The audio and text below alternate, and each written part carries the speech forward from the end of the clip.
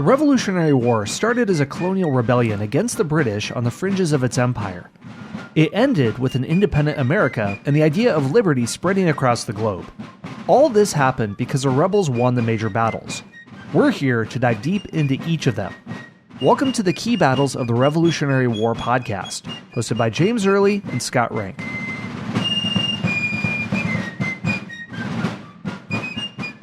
Greetings, everyone. Welcome back to our series on key battles in the Revolutionary War. In the last episode, we saw part 1 of 2 of the New York campaign. It was an interesting series of events. So the Americans had long suspected the British were going to try to take New York. Washington prepares. They are trying to set up fortifications on Long Island. The British break through. Due to incredible fortune or luck or divine providence, people have called it every one of those things over the years, weather prevents the British from completely enveloping the Americans, and they're able to successfully retreat to Manhattan. But that's not it. Things are not over by any means with the New York campaign. So, James, what happens next? All right, so we saw, as you mentioned, this seemingly miraculous, and George Washington certainly did attribute it to divine providence. We talked a little about his religious beliefs before. He was definitely a believer in God. I don't know that he would be considered exactly an evangelical Christian. Yeah. But he didn't say thank you, Jesus. But he did say that providence has saved us. He almost always referred to God as providence, or as that or divine maker of the world, or almost kind of a deistic formula, but not quite. But anyway, after he got through thanking God or providence, Washington realized, hey, where'd all my guys go? It's like, all right, roll call. It seems like there's a lot fewer people. A lot of Washington's troops simply deserted. They just walked away. They left. So once they had crossed over the East River onto Manhattan Island, I should say, Washington's got a big problem because he doesn't have near as many men to fight off the British. He knows the British are not done. They're not just going to say, oh, he got away. Too bad. They're coming. Now, he wanted to abandon New York City. By the way, when I say Manhattan, I don't mean the modern borough of Manhattan in New York. I just mean the island. New York City itself, I mentioned this in the last episode, but let me just bring it up again. New York City was just a very small part on the extreme southern or technically southeastern tip of the island. So think of that udder or that finger coming down. It's at the very bottom. It's only 1 square mile. He wanted to abandon it. Congress had ordered him to defend it. Some people had suggested that he burn it, but didn't do that. That wouldn't have made it very popular among the New Yorkers. It was bad enough that there were a lot of loyalists there, and he didn't want to make more loyalists. Further north on the island, on Manhattan Island, there were plenty of places for the British to land and get in Washington's rear. Now, I want to mention something in passing, kind of an interesting little thing here. On September 6th, 1776, the American submersible, the Turtle, this is like a mini submarine. It did not have a person in it, but it was guided, and it unsuccessfully attacked the HMS Eagle, which is Howe's flagship. So I don't know, I can't remember exactly who was in charge of this, who was running it, but I can't remember his name, but they managed to get this Turtle. It was an undersea craft, unmanned, and they got it underneath this ship, and then they set off some explosives, and it made an explosion, but it didn't take out the Turtle. Can you imagine if they would have taken out the Eagle, and that would be the end of Sir Richard Howe, and it would be a big blow to the Navy. But needless to say, nothing happened. But I mentioned some people call this the first submarine. I don't count it as such, but it is kind of cool. If you watch the TV series Turn, Washington Spies, they show this, and they actually have somebody piloting it, which is kind of fun. But anyway, by mid-September, Congress admitted that keeping Washington's army intact was more important than holding the city. So Washington is given permission to retreat further north and to leave the city to the British. So on the 14th of September, Washington began retreating the army northward toward Harlem Heights, several miles to the north. And he also recruited a captain, a very inexperienced green young officer named Nathan Hale. And most people, at least if you're above a certain age, I don't know if they teach much about Nathan Hale anymore, Scott, in schools, but I remember Nathan Hale I remember being taught about him when I was a kid. His job was to sneak into Howe's camp and figure out where he was planning to go next. Unfortunately, that doesn't work out so well. I don't even have this in the notes. I forgot to put that, but Hale is eventually caught and he's hung for being a spy. And we're going to do an episode on spies later, so we'll talk more about Nathan Hale and his mission. It's pretty interesting. But for now, let's set him aside and focus on the armies. On the 15th of September, General Howe ferried 4,000 troops across the East River and landed them at Kipps Bay, which is about halfway up Manhattan Island on the east side. Right today, it's like 114th Street or something like that. I can't remember, but it's a street now, but it's been filled in. But at the time, it was a bay, and the British chased away a small militia force there, and they secured a beachhead. And so this is called, by some people, the Battle of Kipps Bay. The militia ran in panic. They fled the scene. These British just seemed to come out of nowhere. And they ran to the Continental force, who absorbed their panic. And the Continental Army also began to run. Some of them started running by Washington, who was toward the rear. And George Washington, he had, from all accounts, everything I've read, he had a ferocious temper, an absolute ferocious temper, but he kept it in check. He was very good with self-control most of the time. But when Washington saw these men just running pell-mell, just running for their lives, throwing things right and left, throwing their guns away and things like that, he exploded in anger. And he flogged many fleeing officers and men with his riding cane. So he's whipping these guys, telling them, stop, turn around, fight. And finally, he throws down his hat and he shouts, "Are these the men with which I am to defend America?" And it's almost like he went into a stupor. He just lost it there. He just couldn't move. And finally, an aide took the reins of his horse and led him to safety. So who knows how close we came to losing George Washington there, but he was just absolutely livid at seeing these men running away. Finally, Washington and General Israel Putnam, one of his subordinates, they rallied the troops and they slipped past the British toward the heights at the north end of the island. And they were guided by, as they were moving to the north end of the island, they were guided by a young officer named Aaron Burr. Ooh, who will cameo. He will have a big future, not necessarily a good future, but yes, I do have to drop names every time I can. But I think it's important that people know that people like Aaron Burr later is going to be notorious for several things. I won't say what. He has very good aim. That's one thing. Yes.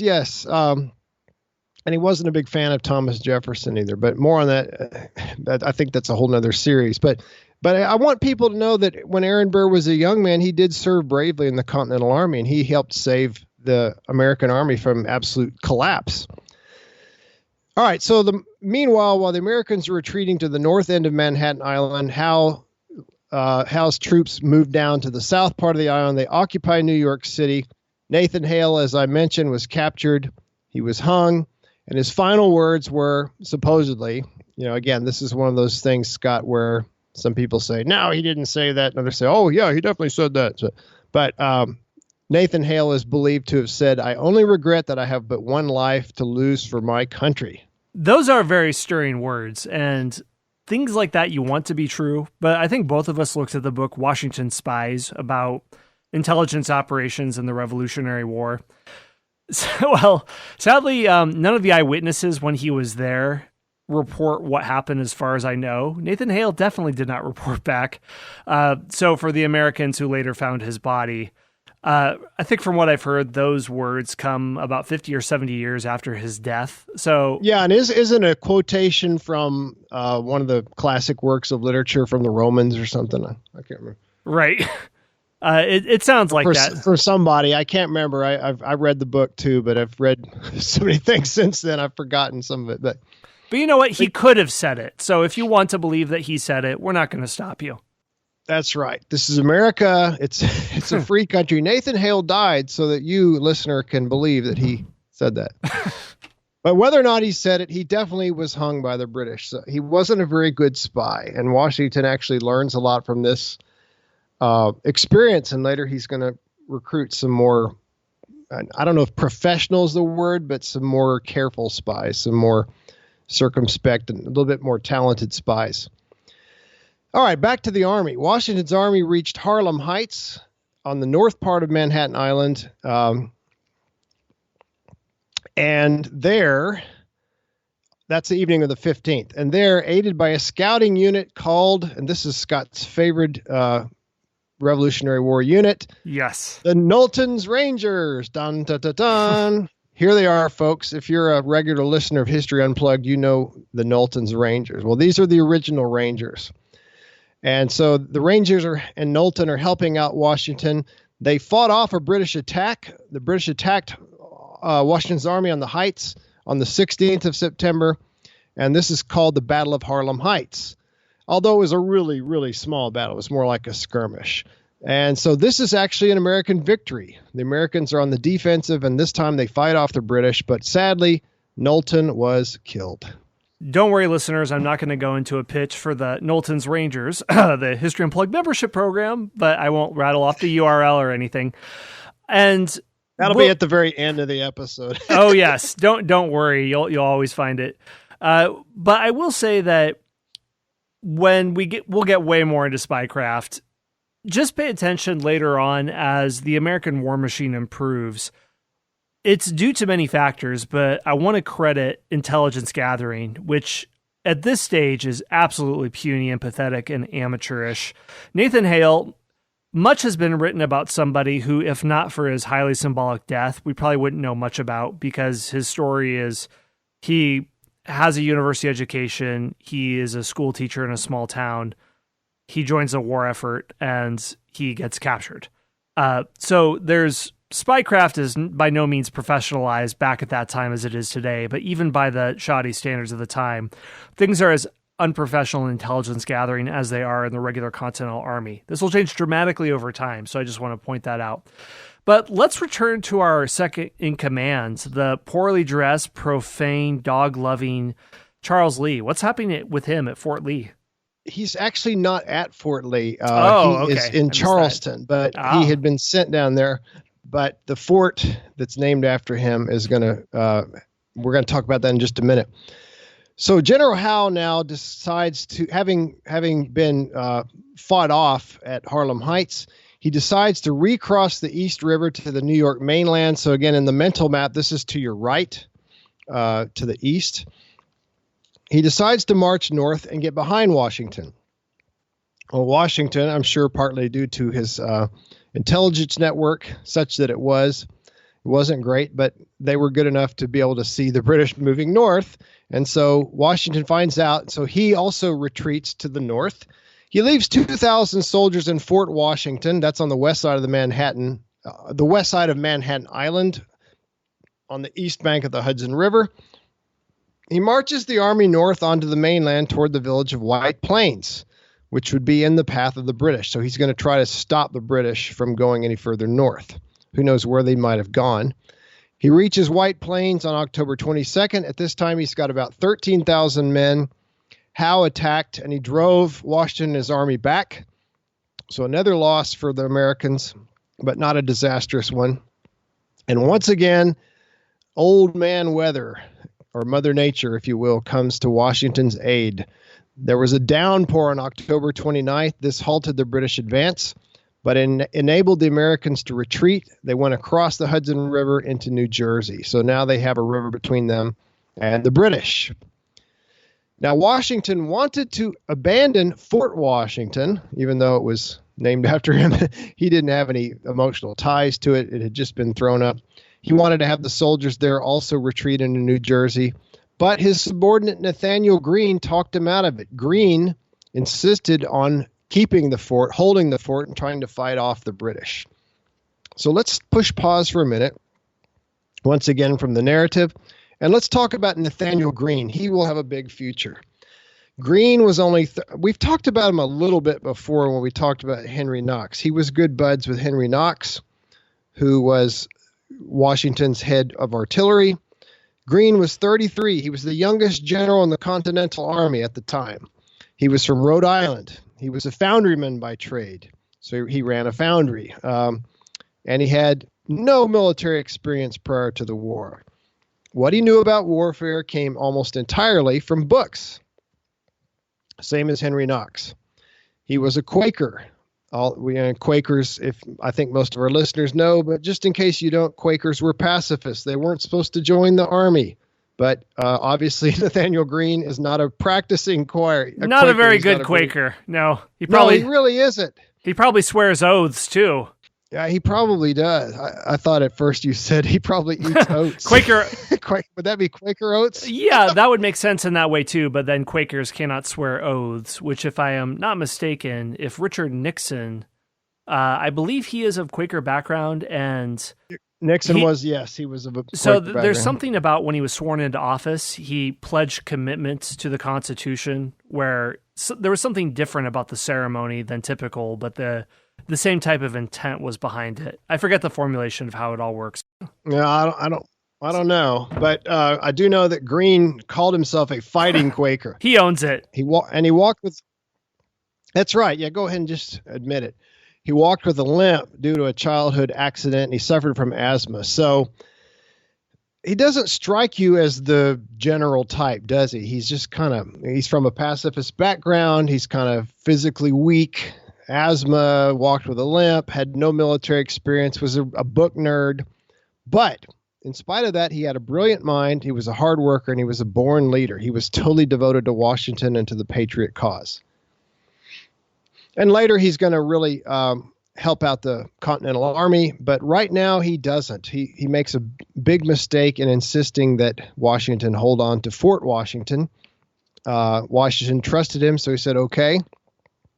The problem is one of the American officers in the fort deserted to the British and gave them the plans for 60 pounds. So he's kind of being Benedict Arnold before Benedict Arnold was Benedict Arnold. He's kind of like setting a pattern for Arnold, perhaps. I don't know if Arnold knew about this. Arnold is not in this area. He's still to the north, recovering from his injuries. But 60 pounds, so the British have the plans of Fort Washington. They attacked the fort on November 15th. The fort was surrounded on three sides, and the fort's commander surrendered the next day. 3,000 men and several dozen cannon fell to the British. This is a huge loss. Washington cannot afford to lose one man, let alone 3,000, but he does, plus the cannon too. But it's interesting, Scott, I heard one book I read, they put it very eloquently. I think this might have been in Ron Chernow's biography of Washington. I forget where I heard this, but the author said that by attacking Fort Washington and not attacking George Washington, the British made a mistake because they allowed Washington to get away. So I thought that was a pretty interesting way of putting things. They went for the fort and they got 3,000 men, but they did not get George Washington. And as a result, he's going to come back to fight another day and to rally the troops. On the other side of the Hudson River, as we mentioned, is Fort Lee. That's on the New Jersey side. This time, Washington decides, let's not just let them capture it too and several thousand men. So he evacuates Fort Lee. The British under Cornwallis did not pursue because they wanted to keep casualties to a minimum. And so Washington and at least a few thousand of his men are going to retreat further into New Jersey. Hey everyone, Scott here. We're going to take a very short break for a word from our sponsors. That's interesting because later on, Cornwallis is not so cautioned in how he approaches military issues. But I just want to mention here that this is entering perhaps one of the most challenging times of the war, where Washington sinks into a depression and he says, I am bereft of every peaceful moment. And he thinks that there might not be much left but a last stand against the British. And he thinks he's running out of options. And in some senses, in the material support of the war, that's true, because Congress had no money or supplies. And Washington soldiers could be brave. They could be scrappy and fight well under controlled circumstances, especially if they were behind walls or under or reasonably solid leadership and were well positioned. And this is where you see the early victories of the Americans. But as we get into larger battles, they require officers to think on the run, and you have to maneuver. Even in the late 1700s, armies have to move and maneuver. As the British did on Long Island, they successfully flanked the Americans. And these mostly untrained volunteers still can't pull off these critical movements under fire. They wither when things really get intense. So this is a very challenging section. So what happens now with the abandonment of these forts? Where does Washington go and the men? Well, Washington's army is continuing to shrink. It's just gradually melting away. The last figure I quoted was 13,000. When they get into New Jersey, they're down to 10,000. And a few weeks later, it was down to 7,500. They reached Newark, New Jersey on November 22nd. They rested for 5 days, and then they retreated on toward Princeton. And then Washington had to deal with Charles Lee. We talked about, oh boy, fun. We talked about how Lee had been sent by Washington to Charleston to shore up the defenses there, and the British went down and attacked unsuccessfully. Lee had rejoined the army, and Lee had a separate command. He had a few thousand guys in a different part of New Jersey. Washington wrote to him and said, "Will you please come and join me? I need your men." But Lee treated Washington's orders as optional.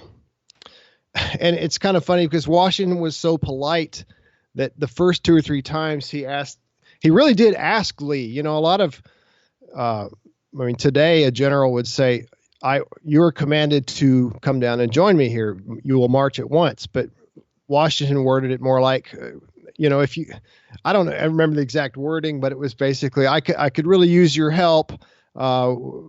It would be nice if you would march down here, things like that. I'm paraphrasing, but so Lee said, "Hey, it's not an order. It's just asking." Eventually Washington did order him. And then Lee begins scheming for Washington's job. Charles Lee, he knew he was a professional soldier. He'd been in military service for nearly 2 decades. Washington had not. He saw Washington as an amateur, and he thought he should be the head of the Continental Army, not Washington. So he begins scheming for his job. On December 1st, Howe resumed his march toward Washington and the army. Washington had to retreat further into New Jersey. By the time he reached Princeton, his army was down to 3,500 men. Charles Lee had 2,000 in northern New Jersey. As I mentioned, he refused to join him. Finally, on December 7th, Washington continues retreating. He crossed the Delaware into Pennsylvania. Meanwhile, Howe had issued an amnesty proclamation. He offered if anybody would take an oath of loyalty to the king, that he would spare them, they would not be punished. And 3,000 Americans took an oath of allegiance to the king. Washington was devastated by this. He wrote in a letter, he said, "The content of the jerseys," meaning the people of New Jersey, "has been most infamous. Instead of turning out to defend their country and affording aid to our army, they are making their submissions as fast as they can." Now, the Congress realizes that, oh my gosh, these guys are getting awfully close to Philadelphia. So the Congress packs up their bags and they flee. They leave Philadelphia and they head to Baltimore. We're going to see this. The Congress is going to move around quite a bit during the war. So things are not really looking good, Scott. Washington's army is gradually melting away. The Congress is being forced to flee. The British are right on the heels of the American army. And you've got Charles Lee, who's got his own plans. He's not a team player. He doesn't want to help out Washington. This is a dark chapter now in the war effort. Just a few short years ago, everyone was chipper. You're listening to fiery oratory in a tavern by Samuel Adams, or Oh, I am really blanking. Give me liberty. John Adams, John Hancock, Alexander Hamilton. Who said that? Patrick Henry? Okay, why couldn't I remember that? You listen to that. Yeah, give me liberty or give me death. Print out something on a broadside against the British, and you're just marching on your sunny way toward independence.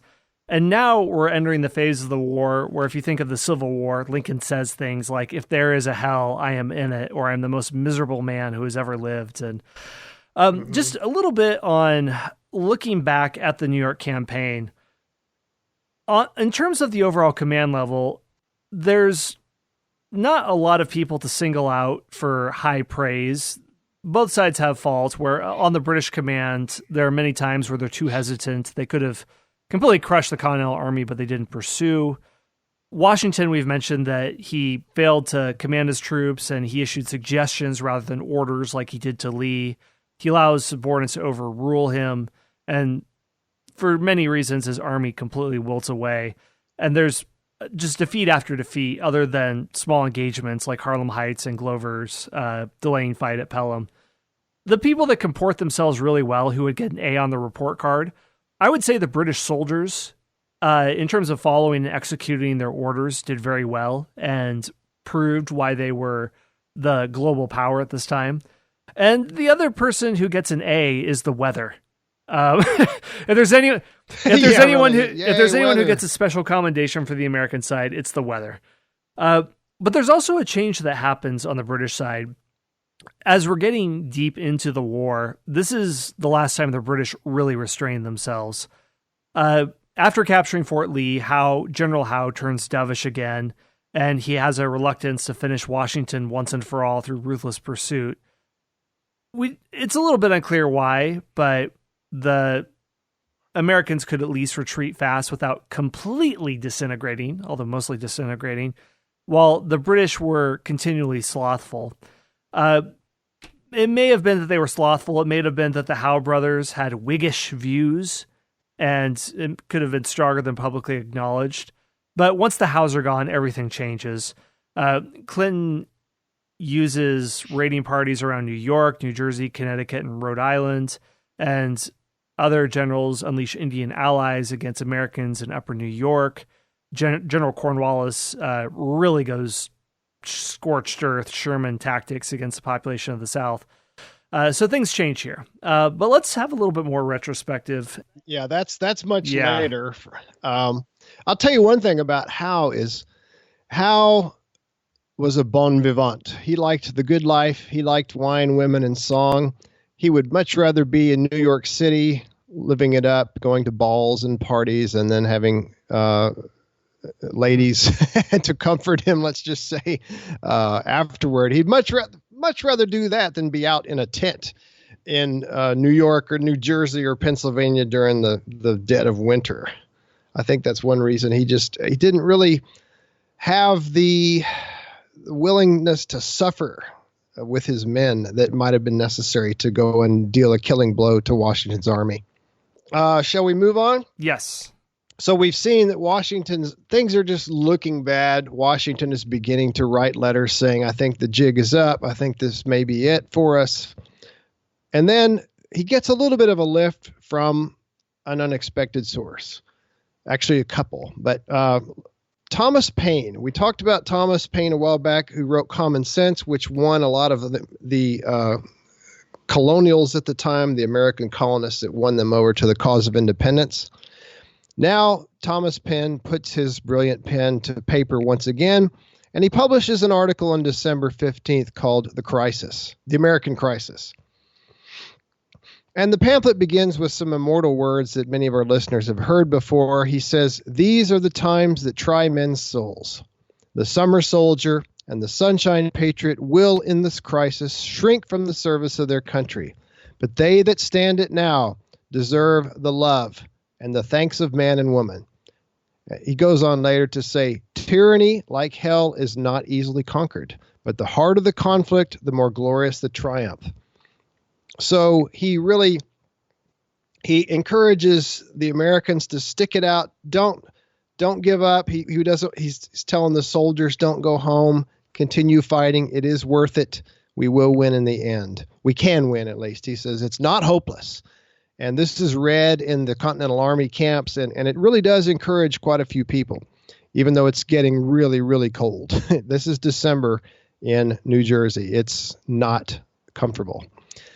Payne further argues that panics like the present one can produce good, and he praised the Continental Army for holding together, and he urged Americans to give the Army time to recruit. Again, don't give up. It was read all throughout the states. And then, around the same time, a little bit earlier actually, on December 13th, a British force does Washington a huge favor. What is this favor, you might say? Did they send him a cask of Madeira? Nope, that's not what it is. The British do Washington even a bigger favor than sending him wine. They captured Charles Lee. Charles Lee was with this army. Remember, he refused to send the troops to Washington. Lee decided to go into town. I forget exactly which town it is. He wanted a little wine, women, and song himself, and he foolishly leaves his army and goes into town, and he is caught in this house with a woman by the British, and he is hauled away. But again, the British don't realize they're doing Washington a big favor by getting rid of this idiot, because I shouldn't say idiot. That's kind of judgmental, isn't it, Scott? Well, I mean, if we think about our Civil War service, imagine if Confederates had killed Longstreet very early in the war, and if things could have turned out very differently. This is kind of a similar scenario. Yeah. Okay. Yeah. So with Lee out of the picture, John Sullivan, I have Charles in the notes, but it's John Sullivan. General Sullivan, who we saw was in Long Island, he was captured, but he was exchanged later by the British. Sullivan takes command of the army, and he marches Lee's 2,000 troops down to join Washington. So finally, Washington gets Lee's army, but only because Lee is out of the picture, and now somebody that Washington could actually trust, General Sullivan, brings them down. So that's a big boost to the Continental Army, which was down to about 2,000 or so, but now it's up a little bit more. It's doubled, in fact. On the 22nd, 600 men from New Hampshire joins him, and some more people join in. And finally, Washington's force is up to about around Christmas, just before Christmas of 1776. Washington now has about 7,500. So things are starting to look up a little bit, getting some more people. But then Howe decides to, and by the way, this is another favor the British do. General Howe calls off operations for the winter. As we were discussing earlier, he returns the army to New York, where he can live comfortably during the winter. And to be fair to Howe, I don't want to condemn Howe for, we could look back in hindsight and say, well, if he had just pushed a little further, he might have knocked out Washington. But that was very unusual. Armies in general at this time did not campaign during the winter. It was too cold. The roads, which were not good during the warm parts of the year, they were even worse. They were muddy. They were horrible. You couldn't, men, horses, and wagon wheels would sink into these muddy roads. It was just a horrible time to try to fight. So he goes back to New York with the army, but he also decides to post several small forces in various towns up and down New Jersey to keep Washington in check. He just wants these guys to keep an eye on Washington and make sure he doesn't try anything funny. And Washington posts his army near Trenton, New Jersey. And of course it's winter, and it's almost Christmas. I mean, come on, Washington's not going to do anything, is he? He's not going to do anything funny. No, of course not. I mean, everybody... Oh, of course not. It's exactly like World War I, where the soldiers lay down their weapons, and on Christmas Day, maybe they play some... Well, it wouldn't have been soccer by then, wrestling, or, it's just general goodwill and cheer. That's all. Yeah, I'm sure, as the Hessians, and these are Hessian forces, I forgot to mention. A lot of these forces are Hessians. They won't be drinking beer on Christmas. Yeah, it's a religious holiday. You don't drink beer if you're a Hessian German on Christmas. Guys. Yeah, they're celebrating Christmas in Trenton, and surely Washington, they're going to just take it easy on Christmas too, right? Absolutely. I mean, that makes perfect sense to me. They wouldn't do anything crazy like attack across a frozen river and hit the Hessians in the middle of the night or in the early hours of the morning. I'm sure that wouldn't happen. Well, I don't know. Will they? No, I mean, it's frozen. It's impossible. I think we've established that, certainly. So, dear listeners, stay tuned. Same bat time, same bat channel. All right. Well, yeah, that's battle 4 out of 10 of the New York campaign. And then Battle 5 out of 10, we're going to see if the darkness continues to grow darker or these few little glimmers of hope are going to start to grow brighter. So we'll see you in the next episode. Thanks for listening to the Key Battles of the Revolutionary War podcast. If you'd like more info, go to keybattlesoftherevolutionarywar.com, where you'll find show notes, maps, and other resources that we talk about in these episodes. And if you like the show, please rate and review us on the podcast player of your choice. It helps us grow the show and reach new listeners. Until next time, my friends, grab your tankard of ale or glass of Madeira and raise a toast to liberty.